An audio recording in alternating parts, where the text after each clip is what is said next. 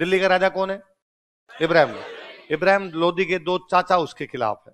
एक चाचा का नाम है आलम खान लोदी, एक चाचा का नाम है दौलत खान लोदी। क्या नाम है? वो इब्राहिम लोदी को हटाना चाहते हैं। इब्राहिम लोदी को हटाने के लिए उन्होंने सहायता मांगी बाबर। किससे मांगी? बाबर। बाबर उज्बेकिस्तान का है। बाबर कहां का है? वो राजा बनना चाहता उज्बेकिस्तान का, और उसके चाचा ने उसको कूट पीट के वहां से भगा दिया, इसलिए वो बैठा है काबुल। कहां बैठा है? काबुल। काबुल में उसकी पार पड़ती नहीं। उज्बेकिस्तान की तरफ जाए तो उसका चाचा मारे, काबुल में खाने पीने के दाने नहीं कुछ, तो क्या करे? उसने अपने पंजाब की तरफ अटैक करने शुरू किए। किधर? उसने अपने पंजाब पे 4 अटैक किए। कितने अटैक किए? अच्छा, पंजाब लोदियों के अंडर में, लेकिन लोदी तो खुद ही कमजोर हो रखे हैं, इसलिए बाबर पंजाब आता है, लूटपाट करके वापस काबुल चला जाता है, थोड़े दिन अपना खाना पीना चलाता है, फिर पंजाब आता है, फिर चला जाता है। ऐसे उसने कितने अटैक किए? 4। उन्हीं दिनों में इब्राहिम लोदी के दोनों चाचा उसके पास काबुल गए, आलम खान लोदी और दौलत खान लोदी। कौन कौन गए? और उन्होंने बाबर को कहा, क्या रे बाबर, क्या छोटी छोटी लड़ाइयां करता है? क्या पंजाब के हाथ लगा लगा के वापस भागता है, अनाज उठा के आ जाता है? थोड़ा दिल मांगे मोर, थोड़ा आगे बढ़, थोड़ी हिम्मत दिखा, दिल्ली पे कब्जा कर ले। उसने कहा, यार दिल्ली में इब्राहिम लोदी बैठा है, वो मारेगा मेरे को, दिल्ली पे तो कैसे कब्जा कर लो? उसने कहा, हम तेरे साथ हैं, हम लोदी है, लोदियों की आधी पावर तेरी साइड हो जाएगी तो इब्राहिम लोदी को आराम से हरा ले। उसने कहा, तुम्हें क्या फायदा है कि तू दिल्ली और आगरा लूट लेना, धन मिल जाएगा, फिर छोड़ देना, हम राज कर लेंगे। तो बाबर ने कहा, डन। अब बाबर पंजाब तक तो आता ही था, अब वो पंजाब से कहां आना चाहता है? दिल्ली। तो पंजाब से दिल्ली के बीच में राज्य हरियाणा, तो वो पंजाब से कहां पर है? हरियाणा। दिल्ली में इब्राहिम लोदी है, इब्राहिम लोदी को पता चला कि वो दिल्ली की तरफ आ रहा है, तो वो अब दिल्ली से पंजाब की तरफ जाएगा, तो बीच में वो भी हरियाणा, तो बीच में दोनों मिले पानीपत। कहां मिले? पानीपत का पहला युद्ध 1526, इब्राहिम लोदी लड़ता हुआ मारा गया। सल्तनत का पहला राजा या सल्तनत का एकमात्र राजा जो युद्ध में लड़ता हुआ। क्यों? क्योंकि उस भाई राजा लड़ने ही नहीं जाते थे सल्तनत वाले, केवल पीछे बैठ के बताते थे तू कर ले तू कर ले। अब की बार किसको बताए? सेना तो उधर है, आलम खान लोधी, दौलत खान लोधी सारे उधर मिले हुए। फिर इब्राहिम लोधी ने कहा, मैं खुद लड़ता हूं, लड़ा तो काम आ गया। तब बाबर ने कहां कब्जा किया? दिल्ली और आगरा, और भयंकर धन मिला, भयंकर भयंकर धन मिला। इतना धन मिला कि उसने काबुल के हर एक एक आदमी को एक एक चांदी का सिक्का भेजा, चांदी के सिक्के भेजे। उसको लगा रहे यहाँ पे तो भयंकर धन है। उसने अपनी किताब में लिखा, अब हमें काबुल की गरीबी फिर नहीं चाहिए, अब हमें काबुल की गरीबी।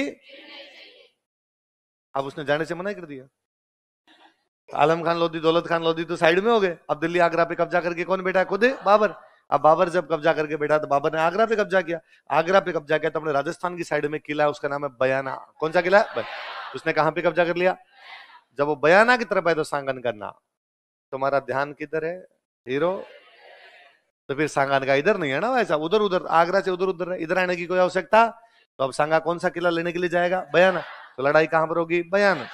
किस किस के बीच में हो रहा है बताओ? देखिए, सांगा और बाबर। कौन सा युद्ध? बयाना। बयाना कहां पड़ता है? वापस वही आगरा के पास।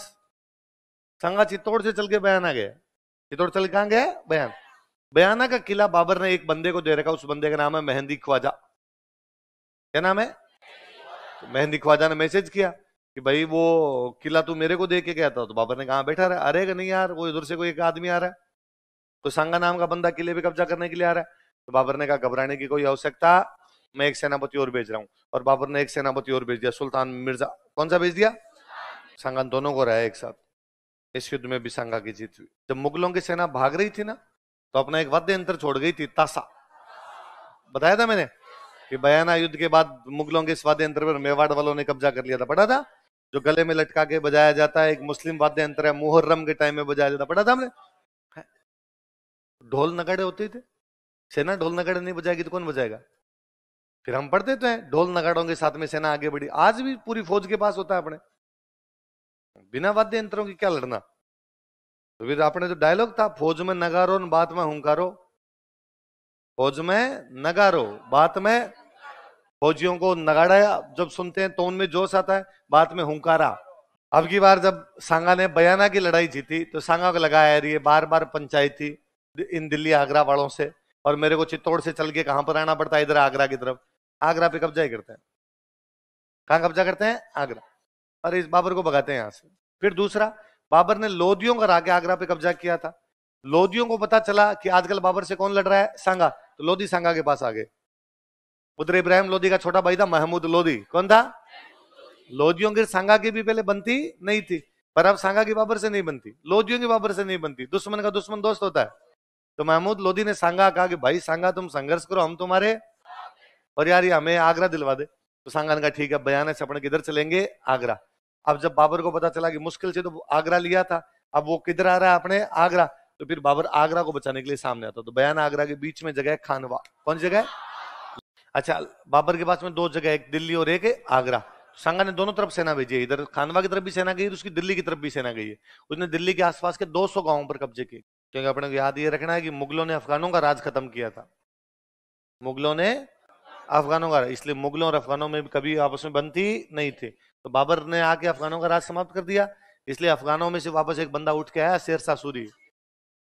शेरशाह सूरी अफगान तो था, तो उसने बात कहा मुगलों को समाप्त करूंगा मैं, इसलिए उसने हुमायूं को बाहर निकाला था। समझ में आई बात? तो सांगा किसके साथ गठबंधन कर रहा है? महमूद लोदी। महमूद लोदी कौन है? अफगानों का। इब्राहिम लोदी के मरने के बाद अफगानों का नेता कौन बना? महमूद लोदी। कारण तो मुख्य मुख्य थे। एक कारण बाबर अपनी बुक में लिखता है, बाबर की बुक कौन सी? वो कहता है कि जब मैं काबुल रहता था, जब मैं कहा रहता था, तो एक दिन सांगा के कुछ लोग मेरे पास आए। किसके? और उन्होंने आगे कहा कि भाई बाबर, तू हिंदुस्तान चल और इब्राहिम लोदी से लड़, क्योंकि इब्राहिम लोदी हमें परेशान करता है। तो मैं तो सांगा के बुलाने पे आया था। किसके बुलाने पे आया? सांगा के बुलाने पर आया था। पर पानीपत के पहले युद्ध में जब मैं इब्राहिम लोदी से लड़ रहा था, तो सांगा सहायता करने नहीं आया। तो मैं सांगा को सबक सिखाना चाहता हूं, इसने मेरा वादा तोड़ा है। क्या तोड़ा है? प्रॉमिस करके बुला लिया, लेकिन बाद में प्रॉमिस निभाया नहीं, इसलिए मैं इसको सबक सिखाना चाहता हूं। हालांकि हम कहते हैं कि बात झूठी है, क्योंकि पहली तो बात तो ये कि बाबर के अलावा इस बात को किसी ने भी लिखा नहीं। यदि इतनी बड़ी बात होती कि बाबर को सांगा बुलाता, तो कोई ना कोई इतिहासकार तो लिखता। राजस्थान वाले नहीं तो कोई मुस्लिम इतिहासकार ही लिख देते, लेकिन उन्होंने भी इस बारे में कुछ भी ऐसा लिखा नहीं। दूसरा, इब्राहिम लोदी के लिए सांगा क्या ही बुलाएगा, वो भी 1526 में, जबकि वो उसको पहले ही हरा चुका है 1517 और 1518 में, वो भी बाड़ी में जाके। तो बाबर अपने को जस्टिफाई करना चाहता है, इसलिए ऐसा कारण लग गया। अब दोनों सेना आमने सामने पड़ी है, बाबर उधर से आया। बाबर, उत्तर भारत में पहला बंदा बाबर है जिसने तोपों का प्रयोग किया। किसका प्रयोग किया? तो इससे पहले उत्तर भारत में किसी ने तोपों का प्रयोग नहीं। साउथ इंडिया में आ गई थी पुर्तगाली। कौन ले आए थे? पुर्तगाल। पर नॉर्थ में यदि कोई बारूद लेके आया था, तो वो बंदा कौन था? कौन था? बाबर। तो बाबर तोपे लेके आ गया था। तो बाबर जब नॉर्थ इंडिया के अंदर तोपे लेके आ गया था, तो बाबर अपनी तोपों की लोकेशन थोड़ी ऊंची लगाता है, क्योंकि तोपे ऊंची होगी नीचे ज्यादा मार करेगी, नीचे की तरफ ज्यादा जाएगी, इसलिए अपनी सेना लेके थोड़ा ऊपर बैठा, अपने उसने तोपे लगाई। और जो घायल हो गई थी सेना बयाना युद्ध में, उस सेना का इलाज वगैरह करवाया। मुसलमान राजाओं की एक अच्छी विशेषता यह भी थी कि दुश्मन का पूरा पता लगाते, उन्हें सांगा के बारे में पूरा पता भी लगाया। 17 मार्च को लड़ाई करनी है, 16 मार्च को बाबर ने अपनी सेना को इकट्ठा किया, और इकट्ठा करके अपनी सेना से पूछा कि भाई हाउस द जोश। सेना ने कहा लो सर, हाई नहीं है, हमारा जोश क्या है? क्यों? क्योंकि बाबर जब काबुल से आया था ना इब्राहिम लोदी से लड़ने के लिए, तो काबुल में सेना इकट्ठी करता है। तो काबुल में जब सेना बनाता है, तो अपने सैनिकों को कहता है कि अपने भारत जाएंगे, वहां पे धन लूटेंगे और तुम्हें धन मिल जाएगा, और एक वहां से लड़कियां उठा के लाएंगे। बाबर ने दोनों काम किए, यहाँ पे धन लूटा, लड़कियां उठाई, लेकिन वापस जाने से मना कर दिया। बाबर तो राजा है, रुक जाएगा, लेकिन फौजियों को तो संदेश से आते हैं टाइप के फील आ रहा था। उनको तो घर की याद आ रही थी, उनको वापस घर जाना था, इसलिए फौजी लड़ना ही नहीं चाहते। क्यों लड़े? तू कह के आया था कि अपने दिल्ली जाएंगे, लूटेंगे और वापस आ जाएंगे, लूट लिया दिल्ली, अब चल घर चल, वापस काबुल चल अपने। फिर दूसरा ये था कि जब महीने भर में सांगा के बारे में पता लगाया गया, तो पता चला कि सांगा आज दिन तक किसी से भी युद्ध में हारा नहीं है। और पता चला कि सांगा एक हाथ नहीं है, एक पैर नहीं है, एक आंख नहीं है, एक कान नहीं है, उसके शरीर में 80 घाव है। कितने घाव है? तो सैनिकों ने कहा कि जब हाथ नहीं, पैर नहीं, आंख नहीं, कान नहीं, फिर भी लड़ने के लिए आ रहा है, तो मिनक तो नहीं है, डाकी है। और फिर भी अपने उससे लड़ने जाएंगे, तो इसमें अपना घाटा, उसका तो अपने लड़ना नहीं है, वापस चल ले, जितना लूट लिया उतना ठीक है, घर तो चलते हैं। बाबर को लगा मरा दिया, यदि सेना ही नहीं लड़ेगी तो अकेले लड़के क्या करेंगे। पर बाबर ही हिम्मती आदमी था इस मामले में, और बाबर ने अपनी सेना को जोश दिलाने के लिए एक शानदार सा भाषण दिया। बाबर ने कहा तुम्हें क्या लगता है बाबर खुद के लिए लड़ता है? सैनिकों का लगता नहीं है। बाबर ने कहा नहीं, बाबर इस्लाम के लिए लड़ता है, यह मजहब की लड़ाई है। किसकी लड़ाई है? अल्लाह ताला ने बाबर को फरमाया है कि धरती के इस छोर से लेकर उस छोर तक इस्लाम की पताका लहराई जाए। अगर तुम लड़ोगे तो सबसे ठीक है, यदि ना लड़ोगे तो भी बाबर जिहाद करेगा। बाबर क्या करेगा? जो धर्म की लड़ाइयां होती उनको क्या बोलते? बाबर अकेला लड़ेगा, बाबर जिहाद करेगा, बाबर गाजी बन जाएगा। क्या बन जाएगा? जो धर्म की लड़ाइयां होती उनको बोलते जिहाद, जो उन लड़ाइयों में लड़ते उनको बोलते गाजी। क्या बोलते? तो मुझे तुम्हारी कोई आवश्यकता नहीं है, लड़ो तो ठीक, नहीं लड़ो ठीक, मजहब की लड़ाई है, मेरी लड़ाई थोड़ी है। जब ये कहा थोड़ा फौजियों में बाढ़ बाढ़ खड़े हुए, रोंगटे खड़े हुए। एक फौज साहब ने कहा होल्ड होल्ड ब्रो होल्ड, एक मिनट, ये ना अल्लाह, कुरान, मजहब, जिहाद, गाजी, ये सब तेरे मुंह से भले नहीं लगते, दारूड़ी है। कुरान शरीफ ये भी फरमाती है कि शराब पीना मुसलमान के लिए हराम है, सारे दिन तुल रहता है। अभी भी तेरे हाथ में पेक है देख, और बाबर ने पेक ले ही रखा था, और बाबर ढंग का दारूड़िया था, बाबर सारे दिन पीता रहता था। बाबरनामा पढ़ लो तो यूं लगता है कि दारू के अलावा उसने कोई काम ही नहीं किया। बाबर और जहांगीर दो भयंकर दारूड़ी हुए, दोनों ने अपनी अपनी आत्मकथाएं लिखी। मुगलों में दो ही राजाएं हैं जिन्होंने आत्मकथाएं लिखी है, ये तो बाबर, एक है जहांगीर। बाबर की बाबरनामा, जहांगीर की तुजू के। इसका मतलब पिया हुआ आदमी कुछ भी कर सकता है। तो बाबर भी पिया पिया लिख गया कि मेरे को सांगा ने बुलाया और मैं उसको वादा तोड़ दिया, इसलिए सबक सिखाने के लिए जा रहा हूं। तो फौज साहब ने कहा, अरे दारू पीने वाले आदमी, तू तो यार कम से कम इस्लाम की, मुसलमानों की बात मत कर। बाबर ने वो गिलास हाथ में था, फेंक दिया, और बाबर ने कहा, मैं कसम खाता हूं आज के बाद शराब के हाथ। एक फौज साहब और खड़े और उन्होंने कहा, कुरान शरीफ ये भी कहती है कि मुसलमान राजा को मुसलमान व्यापारियों से टैक्स नहीं लेना चाहिए। क्या कहती है? मुसलमान व्यापारियों को मुसलमान राजाओं से टैक्स, और तू लेता है? बाबर लेता था तमगा। कौन सा टैक्स लेता? बाबर ने कहा, कसम खाता हूं आज के बाद मैं किसी मुस्लिम व्यापारी से तमगा करे। तो बाबर कहता है, युद्ध नहीं है, क्या है? जिहाद। मैं आज के बाद क्या नहीं पीऊंगा? शराब। क्या नहीं लूंगा? तमगा। ये बाबर की तैयारियां। सांगा क्या कर रहा है इधर? सांगा जानता है इस बार लड़ाई बड़ी है, अपने को आगरा दिल्ली पर कब्जा करना है। तो वो राजस्थान के बाकी सारे राजाओं को लेटर लिखता है कि सारे मेरी सहायता करने के लिए कहां पर आ जाओ? खानवा। अब भाई इधर आपकी सेना पड़ी है बाबर की, बाबर के पास में दो क्या है? तोपे। इधर सामने सेना है सांगा की। सांगा की सेना ज्यादा है, बाबर की सेना कम है। पर सांगा की सेना ऐसे है, ये पृथ्वीराज है आमेर का, अपने 3000 आदमी लेके खड़ा है। रतन सिंह चुंडावत है सलूम्बर का, अपने 2000 आदमी लेके खड़ा है। ये वागड़ का उदय सिंह है, अपने 7000 बंदे लेके खड़ा है। यहाँ पे मालदेव खड़ा है, बीचों बीच खुद सांगा है, वीरमदेव है, यहाँ पे कल्याणमल है, अखिराज देवड़ा, यहाँ पे हसन खान मेवाती, सब अपनी अपनी सेना लेके खड़े, अलग अलग सबकी अपनी अपनी सेना है। शुरुआत का हमला तोपों का हमला हुआ इधर से, अपने वालों के लिए आउट ऑफ सिलेबस था। तोपें लाए जब वही है, तो अपने वालों तोपों वाली लड़ाई भी आती नहीं, इसलिए सामने सामने वाली पूरी पंक्ति बिखर गई, सारे उड़ गए सामने वाले। अब सामने वाले उड़े तो अपने ये भी था कि अपने जो भी राजा होते सारे खुद युद्ध करने के लिए जाते। मुसलमानों में था कि राजा पीछे बैठ के डिक्टेट करेंगे, सेना लड़ेगी, यहाँ पे राजा खुद जाते। तो आमेर का पृथ्वीराज है, वागड़ का उदय सिंह है, ये मर गए। ये मरे तो इनकी सेना बाहर आ गई। अपने यहाँ तक जिसके साथ गए उसी का ऑर्डर फॉलो करेंगे। पृथ्वीराज के साथ में 3000 आदमी गए, तीसरे मिनट में गोले से पृथ्वीराज उड़ गया, तो उसके 3000 आदमी अब नहीं लड़ेंगे। हम जिसके साथ आए थे वो तो मर गया, अब किसकी तरफ से लड़े हम? तो वो अब सेना बाहर निकलनी शुरू हो गई, सामने से लोग मर रहे हैं, सेना बाहर निकल रही है। तो इनको लगा कि ये तो मामला ही खतरनाक है, तो इनको समझ आया कि तोपों के सामने जाके नहीं लड़ना, तो साइड में आ गए। तोपें भारी थी इसलिए मूव नहीं कर रही थी, इनका साइड साइड में आके लड़ते हैं। नुकसान तो फिर भी तोपें कर रही थी, बस सामने कोई ना कोई तो आएगा, ऐसे तो पूरा तो रास्ता छोड़ नहीं सकते इतनी बड़ी सेना के अंदर, पर फिर भी अलग अलग होके लड़ने लगे, ये अलग अलग होके लड़ते हैं। पर अब एक दिक्कत दूसरी हुई, अपने यहाँ सेना में हाथी बहुत ज्यादा होते थे, हाथियों के लिए भी तो तोपें आउट ऑफ सिलेबस थी, उन्होंने भी तो तोपें नहीं सुनी थी, धमाके हुए भयंकर, इसलिए हाथी भागने लग गए। हाथी भयंकर बड़ा जानवर होता है, हाथी भागे तो सेना कोई कुचल गया खुद की, इसलिए सेना हाथियों से बचने के लिए तितर बितर हो रही है। एक तो तोपों से बचो, एक इससे बचो, हाथ। जब सेना यूं तितर बितर होने लगी, फिर सेनापति मर रहे हैं, सेना बाहर निकल रही है, तो सांगा को लगा मामला गंभीर होता जा रहा है। तो सांगा ने कहा कि मेरे को सबसे आगे लेके जाओ, मेरे को यहाँ खड़ा करो। सांगा कहा, सर आपके हाथ नहीं, पैर नहीं, आंख नहीं, कान नहीं, सबसे आगे जाके। सांगा ने कहा, नहीं, जब मैं आगे जाके लड़ूंगा तो पीछे जो लोग खड़े उनमें कॉन्फिडेंस आएगा कि राजा आगे जाके लड़ रहा है तो अपने लड़ लेंगे। तो सांगा सबसे आगे जाके खड़ा हो गया यहाँ। सांगा जब यहाँ लड़ा, सेना टिक गई, सेना वापस लड़ने लगे। अब बाबर को चिंता हुई, ये तो टिक गए और ढंग से टिक गए तो अपने को सल्टा देंगे। तो बाबर ने फिर अपने 2000 लोगों की एक टुकड़ी थी तीरंदाजों की, किसकी? तीर चलाने वाले, उनको उस टुकड़ी को ऑर्डर दिए कि सारे के सारे तीर केवल सांगा पे मर जाए और कोई निशान लगाने। इसे एक हाथी पे बैठा हुआ आदमी दिखता है, सांगा हाथी पे बैठ के लड़ रहा था, इसी पे मारे जाए। उनका भाई इसके आसपास में सिक्योरिटी खड़ी, वो रोकेगी तीरों को, तो रोकेगी, पर तुम तो सारे चलाओ, तो वो हमें भी तो मारेगी। बाबर के दिमाग था 1999 में भी मर गए तो कोई दिक्कत नहीं, एक का भी तीर सही लग गया तो मामला सही है ना। वो जानता था यदि सांगा मर गया तो ये पूरी सेना लड़ेगी नहीं, ये चली जाएगी हमारे तो राजा ही मर गया है।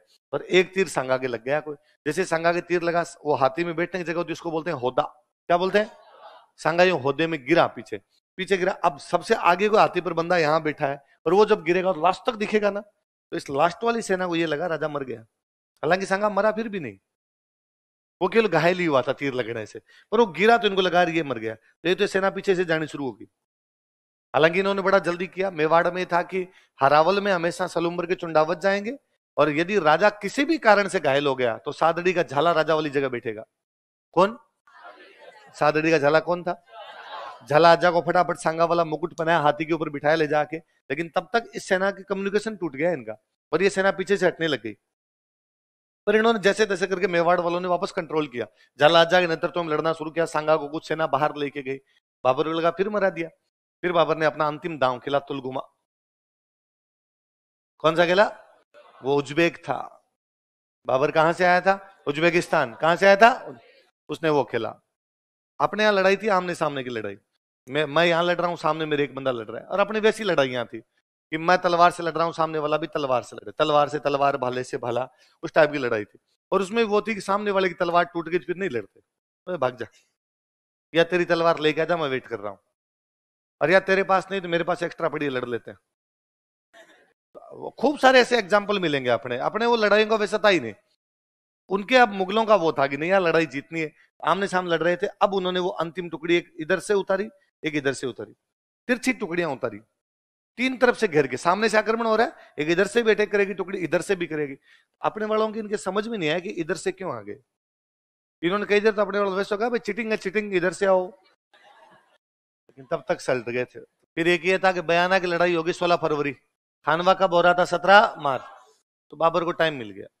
यदि सांगा उसी टाइम आगरा की तरफ रवाना हो जाता तो बाबर को वापस तैयारी करने का समय, न तोपे लगाने का समय मिलता, ना ऊंची लोकेशन लेने का समय मिलता, ना घायलों को ठीक करवाने का समय मिलता, न उसको जो अपने जासूसी करवाने का समय मिलता। पर इन्होंने थोड़ा डिले किया, इतने में उसको टाइम मिल गया था। बाबर जीता था खानवा के युद्ध। जीतने के बाद क्या उसने राजस्थान पे कब्जा कर लिया? क्या वो मेवाड़ पे कब्जा कर गया? नहीं, उसको भी खानवा में भयंकर नुकसान हुआ है, बस वो आगरा बचा गया अपना। यदि वो खानवा हार जाता तो उसके हाथ से क्या निकल जाता? आगरा। उसने सेना रोक दी, और उसने कम से कम आगरा की तरफ सेना नहीं जाने दी, और ये आगरा में हार के राजस्थान वाले वापस बाहर आ गए, वापस वहां से राजस्थान की तरफ आ गए। तो इस युद्ध ने मुगलों को यह समझा दिया था कि अब राजस्थान वालों के साथ में क्या करना है। उनको यह था कि लड़ने से तो पार पड़ेगी नहीं। बाबर आगे नहीं आया था, बाबर को पता था आगे जाएंगे लड़ने के लिए, वापस तैयार बैठे। बाबर उधर उधर ही रहा। बाबर लड़ा उसके बाद, बाबर उसके बाद चंदेरी में लड़ा है, बाबर उसके बाद घाघरा की लड़ाई में लड़ा है, लेकिन राजस्थान की तरफ दोबारा आया नहीं। हुमायूं को टाइम ही नहीं मिला। अकबर आया तो अकबर ने बाद में संधियां करनी शुरू की। उसने कहा राजस्थान वालों से लड़ना नहीं, राजस्थान वालों से क्या कर लो? संधियां, इनको साथ ले लो। तो बाद में संघर्ष की जगह पर सहयोग की नीति। किसकी जगह पे? कैसी सहयोग? खानवा के अंदर सांगा घायल होता है, घायल होने के बाद सांगा को लेके आते हैं बसवा। कहाँ लेके आते हैं? बसवा। बसवा दौसा में एक जगह पड़ती है, यहाँ सांगा का इलाज करते हैं। सांगा को होश आया, सांगा ने पूछा भाई क्या बात हुई? क्या खानवा में अपने हार गए। तो उसने कहा जब तक वापस बाबर को हराएंगे नहीं मैं चित्तौड़ नहीं जाऊंगा। कहा नहीं जाऊंगा? चित्तौड़। तो सांगा बसवा से चला जाता रणथंभौर। कहां चला जाता है? रणथंभौर किला इनके पास ही था, फिर रणथंभौर चला गया। जब सांगा रणथंभौर बैठा तब सांगा को समाचार मिलता है कि बाबर चंदेरी जा रहा है। बाबर कहां जा रहा है? क्योंकि बाबर को मालवा पे कब्जा करना है। कहां कब्जा करना है?